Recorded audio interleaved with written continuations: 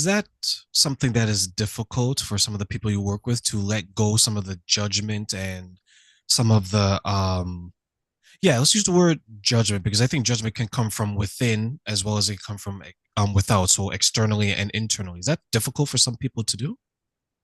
Many people, I would say. And what I really acknowledge is the people that are courageous to look at the judgments because that's where it starts. That's where the healing starts.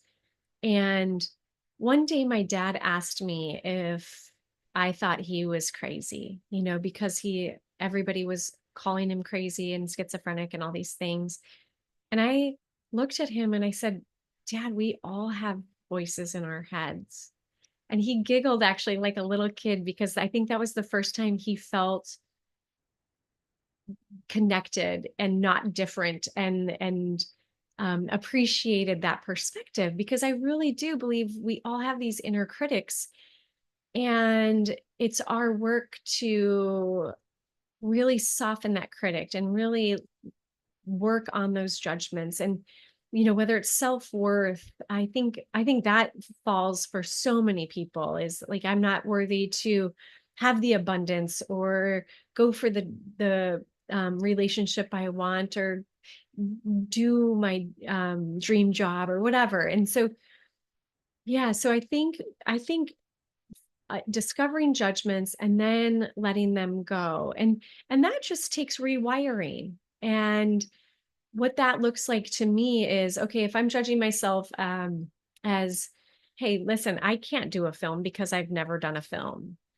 I simply have to rewire that and say, somebody, everybody started at a certain point making films. Like nobody was born a great filmmaker. And so um, when I flip things around like that, it it changes everything. It makes things more possible. And so anyways, that's what I try to help people see too, is that the judgments aren't bad. And I never want people to judge themselves for being judgmental either, right? Like let's not use judgments to make it even worse, but really just taking ownership and saying, okay, wow, that's damaging. And that is not supportive. No wonder I'm afraid to go for what I want or connect with other people. And so when we can eliminate our own personal judgments, and then the same is true for other people. Often I say how we're judging others is really a reflection of how we're judging ourselves. And so to me, if I'm judging somebody else, I really look within and say, what part of me have I not accepted and showered with love? And that's the work and that's the healing process in my opinion. The world and life can be so isolating, right? I look at your father's perspective and the word crazy. I think there's so many people out there that know exactly how hurtful that word can be. Um, you end a friendship. Oh, I was friends with him for 10 years. He's become crazy now. Like it's such a dismissive word in the way that a lot of people use it. And I can see your father coming to and trying to maybe grasp with the changes that he's experiencing in his life and just asking simply, am I crazy? Maybe he felt that way. Maybe he was told that way, right? And the reassurance, which um I think is such a underappreciated, undervalued tool just to reassure someone, yes, father, you're not crazy. You're going to be all right. Or Jessica, you're going through something. You're going to be okay. Like I see a very good future. I think we forget how powerful reassurance can be. And when you mention the judgment, that some people are, it's to find it difficult to work through, is reassurance a part of that process to help them work through it? And if it is, how accepting are they of the reassurance? Because sometimes it can be hard to accept it when we know that we've been through so much. Reassurance, I think, is supportive, but I do believe it has to be the individual that comes to that place. So I could have a million people around me reassuring me that I am courageous or I am worthy or you name it. But until I believe it myself, the reassurance is it's not the necessarily the solution, in my opinion.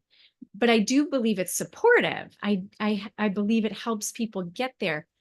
But I think you clued in on something very important. Sometimes too, the reassurance can actually feel bad. So if I feel unworthy and somebody tells me that I am worthy, or maybe they give me a promotion because they think I'm worthy, but I don't think I'm worthy, I might actually feel worse because of that situation. They did nothing wrong. They're just trying to recognize me and honor me. But because I'm feeling small and it doesn't work for me at that time, it can actually have a strangely like negative effect, which is wild. So I'm always careful with my words. An easy example is if a child comes home with grades and they've got all A's, it's easy to say, way to go. But if that child doesn't feel like they worked hard, or, it didn't feel like it actually represented what they what their effort was or what they thought it should be, they might feel it take it as a negative thing. And so I like to just get curious instead of placing a congratulations on them. So I want to say, how do you feel about all the A's? Or how do you feel about this C that you got?